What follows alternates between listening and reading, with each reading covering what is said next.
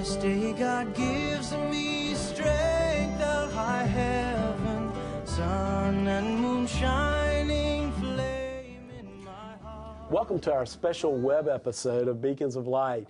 I've been joined by Sister Jane and Sister Joan, who are sharing with us the ministry of the Sisters of St. Joseph. And on our regular episode, we shared a real special story. Sister Jane, why is it important that we all as Christians, whether we're in our mid-40s or a little bit older, always try to listen to Christ's message in shaping our hearts versus what the world is telling us?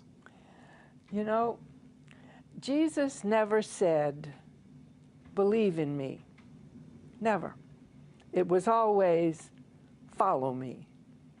And when you look at the life of Jesus and you pray with the life of Jesus, you see that his great concern was the neighbor. Love the neighbor. Love the neighbor as I have loved you. The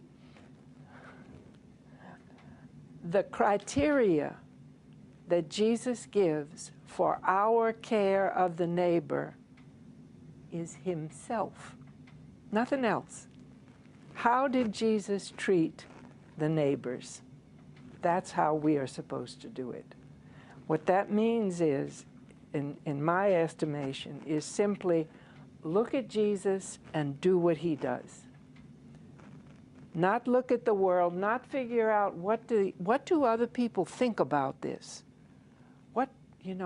If we do this, what's going to happen? No. Did Jesus do this kind of thing? Is Jesus moving you to do this kind of thing? Then do it. Nothing else. That's beautiful, Sister Jane. For me, I see Christ, as we should, as that perfect example. Exactly. But I'm so imperfect.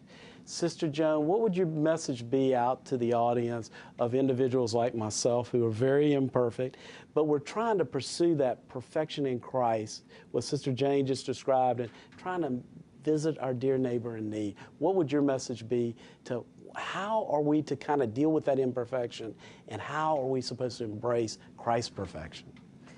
Seems to me that Jesus is not asking us to think about our imperfections. He's trying to just say, you have what you need. Whatever you have, that's what I want you to use. That's what my Father gave you. And concentrate on that positive. Yes. And don't worry about, none of us is perfect. We are not. If we think we are, that's the worst mistake of all.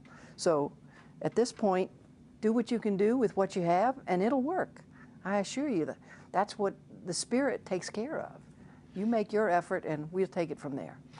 Christ's message, in a very true sense, is one of forgiveness. Absolutely. And so what you just described for me, Sister Joan, is that not only do we need to forgive people who maybe have done us wrong, but we need to forgive ourselves, don't we, Sister? Exactly. It starts there. Exactly. Look at the man Jesus chose to lead his disciples. Yes. If ever there was an imperfect man, yes, you got it in Peter. That's right. And what a great example, because we're all challenged to follow Christ's perfect example. Yes. But if we do the best we can, that's what Christ expects. That's right.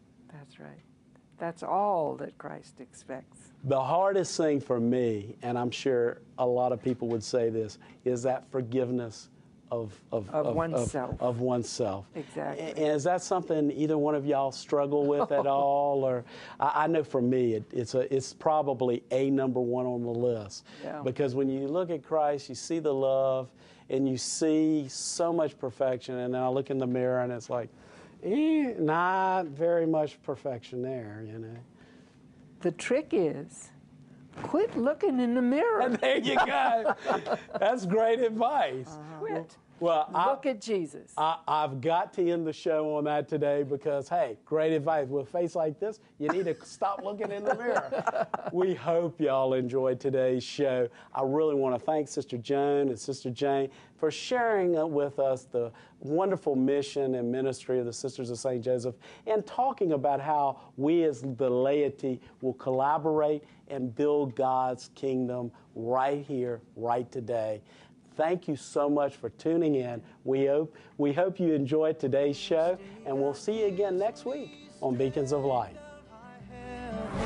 Sun and moon shine.